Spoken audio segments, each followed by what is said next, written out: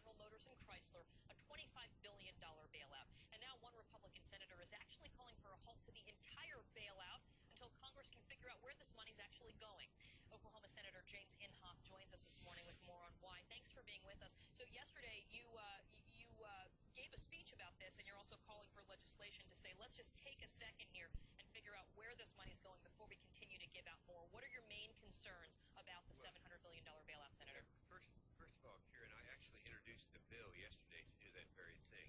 My concern is this. First of all, this amount of money is just indescribable, $700 billion. That averages $5,000 for each tax return family in America. So it's a huge thing.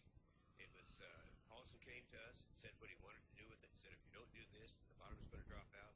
The country's going to go into a deep depression.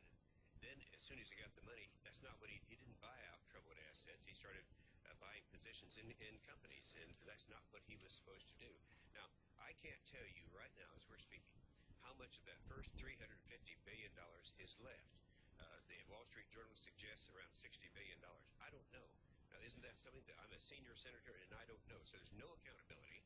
We're saying to a person, do whatever you want with $700 billion. What I'm trying to do is stop the second $350 billion from being put in his hands and freezing the spending right now. All right, I think it's a very reasonable thing to do. Let me ask you about this. This is what Henry Paulson said in today's New York Times about the situation. He's basically arguing that it would have been much worse if they had not gotten that bailout money to begin with. He says a troubled asset purchase program to be effective would require a huge commitment of money in mid-September before economic conditions worsened. $700 billion in troubled asset purchases would have had a significant impact, but half of that sum in a worst economy simply isn't enough firepower. So he is basically saying that if you freeze the rest of that $350 billion, we're in for tough times. Is it the boy who cried wolf at this point, or are you guys going to take into consideration what the Treasury Secretary is saying?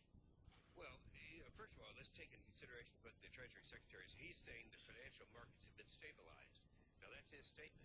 If they have been stabilized, he said this last Friday, then there is no need to be going into this second block of money. I want a full accountability of what he has been doing, what he spent money on, how much is left. We don't even know how much is left. So, this is unprecedented in the history of this country that one person, and this is not even an elected person, is given a blank check to do with whatever he wants to do, and it's not the way we're supposed to be doing business. Meantime, let's leave this $700 billion on the table and talk about the possibility of another $25 billion for the auto industry. They're saying the ripple effect would be unimaginable in terms of how many people in this country rely in one way, shape, or form on the auto industry for work, and number two, keeping the economy going in general if the big three were to collapse. You are against any type of breaking off any of the $700 billion to go to the auto industry. What's the alternative?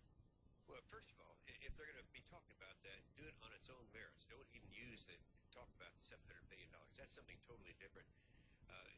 I'm just philosophically against the idea of government coming along and buying positions as they're doing with the $700 billion or bailing out an industry.